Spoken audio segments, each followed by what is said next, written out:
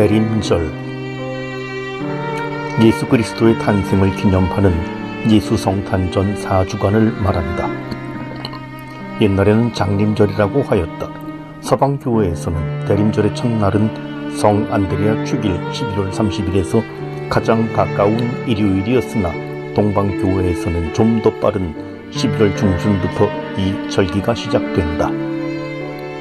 대림주일, 즉 대림절이 시작되는 일요일은 교회력, 즉 전례 주년이 시작되는 날이기도 하다.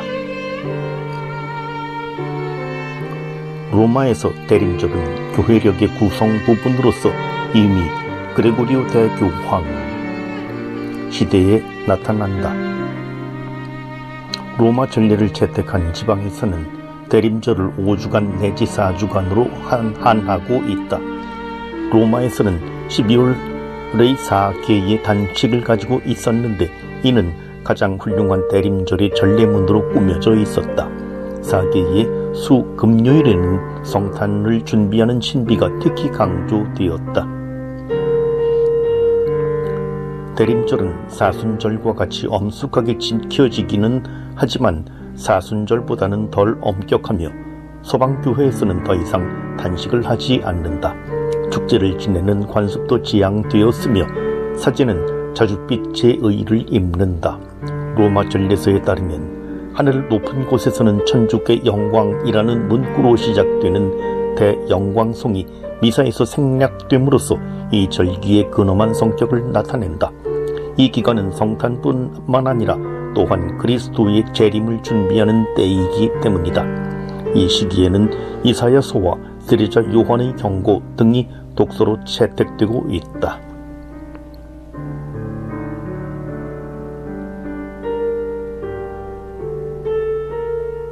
1. 대림제 일주일. 주님이 영광과 권능을 가지고 재림하신다는 내용이 핵심입니다. 재림은 언제 올지 모르기에 늘 깨어 있으라는 경고와 경각심이 성서의 말씀의 중심입니다. 가해는 마태복음, 나해는 마르코복음, 다해는 루카복음. 즉 오시는 주님과 기다리는 우리들의 자세가 묵상 주제가 되겠습니다.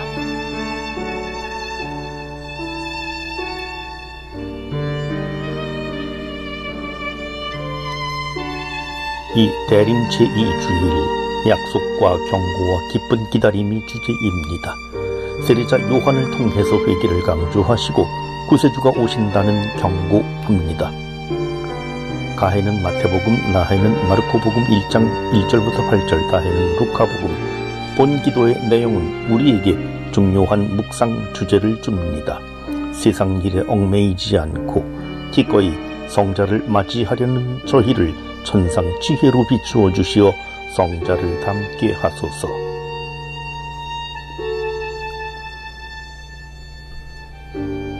대림 3주일, 메시아의 현존에서 오는 기쁨 주일이라 하겠습니다.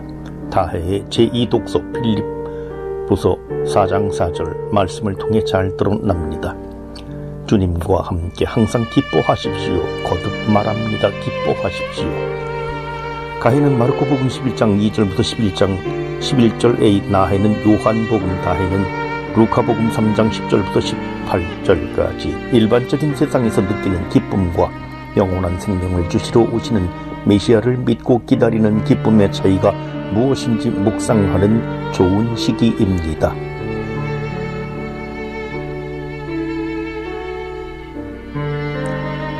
대림 4주일, 주님의 강생 신비와 마리아의 역할을 들려주는 주일입니다. 가해의 복음은 마태복음 1장 18절부터 24절에서 분명히 알 수 있습니다. 마리아가 아들을 낳을 터이니 그 이름을 예수라 하여라. 예수는 자기 백성을 죄에서 구원할 것이다. 나에는 루카복음 1장 26절부터 38절은 주님 강생의 신비를, 다해는 루카복음, 나해의 복음에서 이어서 엘리사벳을 방문하는 장면이 나오면서 복되신 마리아에 대한 엘리사벳의 찬가와 성모 마리아의 찬가가 나옵니다. 구원사업의 적주자이며 신앙인의 모델인 마리아가 어떻게 주님의 강생과 구원의 신비에 협조했는지를 묵상할 수 있습니다. 대림시기의 축제일 우선순위. 1. 대림시기의 축제일 우선순위. 대림시기의 주일은 대축일급입니다. 그래서 제대초를 보통 3개씩 2쌍으로 6개를 켜놓습니다. 그러나 대림시기의 평일은 연중 평일과 같은 급이라 1개씩 2쌍으로 2개를 켜놓지요.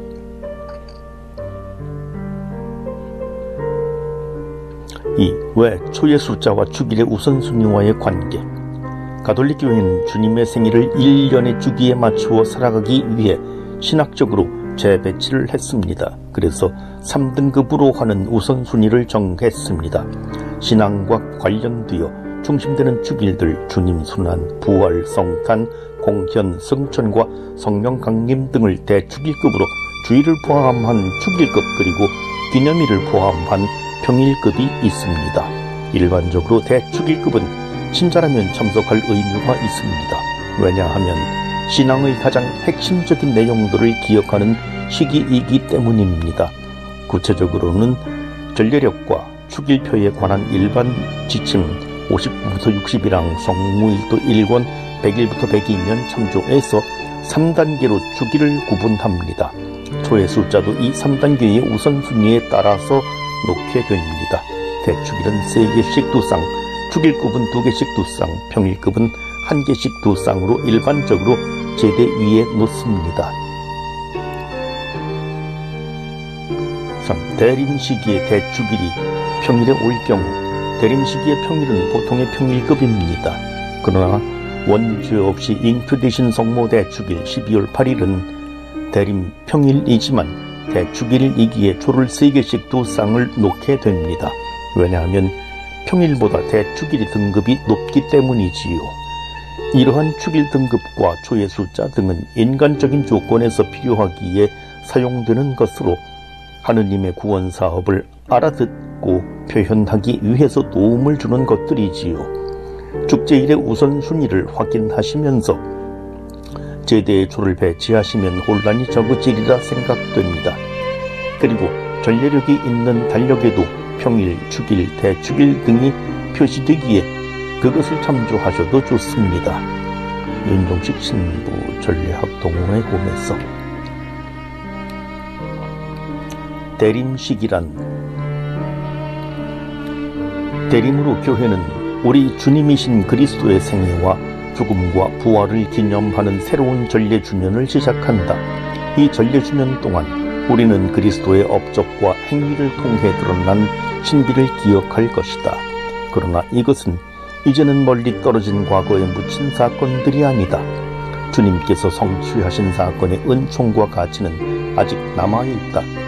전례주년의 축제들을 거행하면서 우리들은 그리스도와 닮아가는 과정 안에 놓이게 된다. 시간의 주인이신 주님 안에는 일몰과 쇠퇴가 존재할 수 없다. 교회의 전례주년 안에서 특히 주님 몸과 피의 성사, 성체성사에서 시간의 주인이신 주님을 발견하는 것이다. 대림시기는 대략 4주간으로 되어 있다. 대림은 예수 성탄으로 향해 있고 영적으로 성탄을 준비하는 때이다. 대림 4주 동안 구세주의 오심을 전달했던 예언자들의 목소리를 다시 들으며 구약의 의인들의 기대와 희망을 발견하고 주님의 오심에 참여했던 인물들인 세례자 요한과 요셉 그리고 마리아의 신앙을 볼 수 있는 것이다.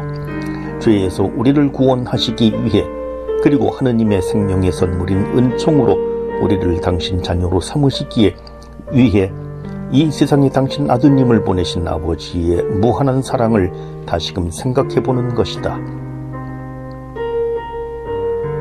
사실 육신을 취해 당신 자신을 낮추심으로 베들레헴에 오신 주님은 날마다 우리와 대화하시려고 우리에게 오시기를 지금도 멈추지 않으신다.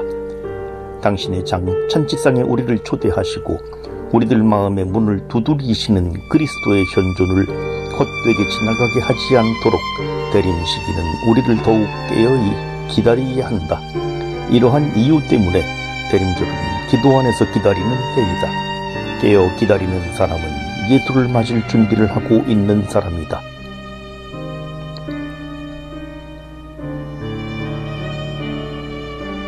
또한 주님은 심판자이시다. 마지막 때 우리에게는 죽음으로 시간이 끝날 때, 역사가 모두 끝날 때, 교회의 순례가 끝나 교회의 희망이 상급을 받을 때 주님은 심판자로 오실 것이다. 이처럼 대림절 동안 우리 실존의 불안함을, 그리고 본향을 향한 여정 중에 있는 순례자로서의 우리 존재를, 그리고 헛된 사물에 얽매이거나 잘못된 선택을 하지 않을 필요성을 더욱 날카롭게 자각하게 된다. 전례는 우리의 졸음을 흔들어 깨운다. 다시 말해서 전례는 용기를 북돋아주고 또한 신뢰를 지지함으로써 우리로 하여금 등불을 켜고 마음 안에 주님을 만나고자 하는 열렬한 의향을 가진 준비된 사람이 되게끔 한다. 대림 시기는 11월 27일에서 12월 3일 사이에 오는 주일 제1 저녁 기도로 시작되고 성탄 대축일의 제1 저녁 기도 전에 끝난다.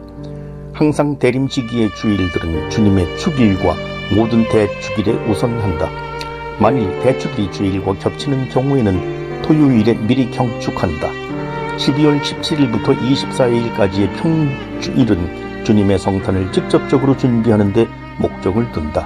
따라서 대림 시기 첫째 부분인 대림 일주일부터 12월 16일까지의 미사에서는 주님의 두 번째 오심에 관한 주제를 담고 있는 대림 감사송일을 선택하고, 대림 시기 둘째 부분인 12월 17일부터 12월 24일까지는 다가온 주님 성탄에 대한 주제를 담고 있는 대림 감사송일을 선택한다. 대림 시기의 주일과 평일 미사에 대해 영광송을 부르지 않는다. 인클레멘스 신부. 대림절의 의미. 예수 그리스도의 탄생을 기념하는 예수 성탄 전 4주간을 말하며 옛날에는 강림절이라고 하였다. 미사와 시간 결례의 전례문을 연구하면 6세기와 7세기의 교황들이 대림 시기에 부여하고자 하였던 의미를 정확히 알 수 있다. 갈리아에서의 초기 개념, 고행하는 가운데 성탄 공현 축제를 준비하는 것과 마찬가지로 대림절의 의미는 무엇보다도 주님의 오심을 기다리는 축제 성탄을 준비하는 시기였다. 하지만 고대 중세의 성탄의 중요성이 증대되었듯이 대림절도 기다림의 시기로 나타나게 되었다. 즉, 성탄 주기를 기쁨 중에 기다리면서 그리스도인들로 하여금 세상 끝날에 주님의 영광 중에 돌아오시기를 기다리게 한다. 이러한 의미의 대림절을 가장 잘 보여주는 상징은 로마와 라벤나의 모자이크들에서 자주 볼 수 있는 우주의 지배자의 빈 옥좌일 것이다. 그리스도인들은 메시아의 오심을 적고 있는 예언서들을 통하여 자신들의 기다림을 표현하였다. 이 시기에는 이사야와 세례자 요한이 대림 전례에서 가장 부각되는 인물이며 미사 독서로 채택되고 있다. 대림절 기원. 서방교회에서의 성탄 준비. 6세기부터 시작되는 로마 교회의 대림절 역사를 보기 전에 갈리아와 스페인에서의 대림절 선 역사를 말해야 할 것이다. 이 지방에서는 4세기 말과 5세기에 걸쳐 고행하는 가운데 성탄 공현 축제를 준비할 필요성을 자각하였던 것 같다. 3주간의 이 준비 기간은 처음에는 공현 때 베푸는 제례 준비와 연관을 맺고 있었음이 분명하다. 성 힐라리오가 쓴 것으로 여기는 글 하나가 성탄의 사순절에 대한 가장 오래된 증언으로 여길 수는 없지만 380년 이래 사라고사 공의회는 신도들이 12월 17일부터 공현까지 교회에 열심할 것을 규정하고 있다. 고행, 기도, 자주 모임을 가짐과 같은 것들이 성탄 준비 시기의 첫째가는 특징들이다. 이러한 규율은 5세기 갈리아에서 세분화되었는데 이 시기에 갈리아에서 두루의 페르페투오가 성 마르티노 축일 11월 11일부터 성탄까지 일주일에 3일간 단식하도록 정한 것을 볼 수 있다. 로마에서의 대림절은 6세기 후반 우리에게 전례문들을 전해주고 있는 성사집들과 독서집과 함께 나타났다. 로마에서 대림절은 다른 모든 곳에서 그 출발점에 있었으나 그 발달에 있어서 고행적 성격을 가지고 있었던 반면 처음부터 전례로 세워졌다는 것을 강조하는 것이 중요하다. 제2차 바티칸 공의회의 전례 헌장은 대림절을 죄일 가운데 마지막 시기로 여기는 것 같다. 왜냐하면 다음과 같이 선언하고 있기 때문이다. 교회는 1년을 통해서 그리스도의 모든 신비 즉 강생과 성탄으로부터 성천, 성령 강림 그리고 복된 희망과 주의 재림, 대림의 기대까지를 전개한다. 대림절의 기원. 동방교회에서의 성탄 준비. 동방 전례들 가운데 그 어느 전례도 로마 전례의 대림절에 비견될 수 있는 그러한 대림절, 즉 포괄적으로 메시아의 오심을 기다리는 그러한 대림절을 형성하지 않았다. 모세기 갈리아에서 볼 수 있는 그러한 의미의 성탄 준비식이 외에 다른 것을 동방에서는 찾아볼 수 없다. 이러한 준비 시기에 대해 가장 뚜렷한 모습을 보여주는 전례는 비잔틴 전례와 시리아 전례이다. 비잔틴 전례에서는 성탄 전 주일에 아담으로부터 지극히 거룩한 하느님의 어머니의 신랑인 요셉에 이르기까지 옛적에 하느님 마음에 들었던 모든 선조들을 특히 기억한다. 구세주의 탄생을 기리는 축제의 춤을 이끌도록 옛 계약의 모든 성인들에게 청한다. 시리아 전례는 성탄 전 주간들을 예고 주간들이라고 부른다.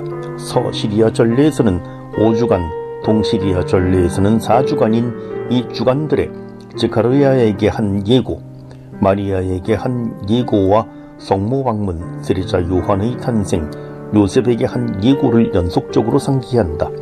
이 기간에는 4주간의 대림절은 2단계로 이루어져 있다.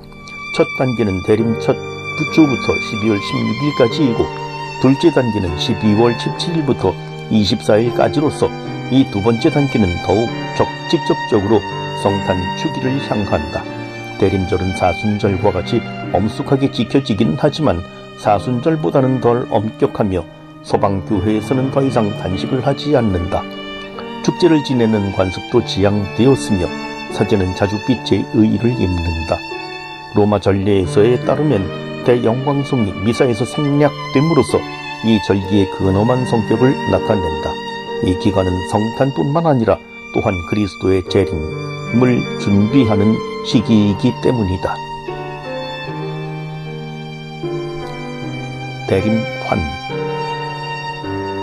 대림환은 유럽 교회에서 약 50년 전부터 사용하기 시작했으니 옛날에는 없었던 새로운 관습이라고 할 수 있다. 대림환의 첫째 특징은 둥글게 만들어졌다는 것이다. 둥근 것은 시작과 끝이 없듯이 대림환의 둥근 모양은 하느님께서는 시작도 끝도 없는 영원한 분임을 상징한다. 그리고 푸른 환은 헬레니즘 시대의 승리의 월궤관으로 쓰였고 오늘날에도 올림픽이나 국제 경기에서 우승하고 돌아온 선수들을 환영하는 뜻으로 꽃으로 만든 둥근 관을 씌워 그가 승리자임을 알린다.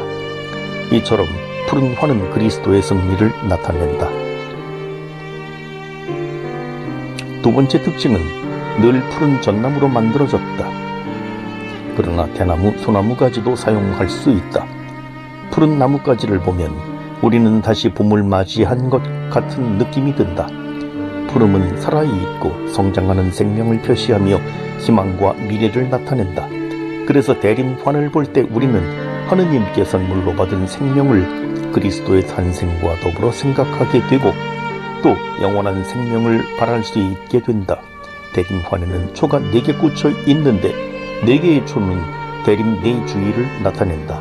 우리는 세상을 살아나가는 동안 4시란 숫자가 지닌 깊은 의미를 깨달을 수 있다.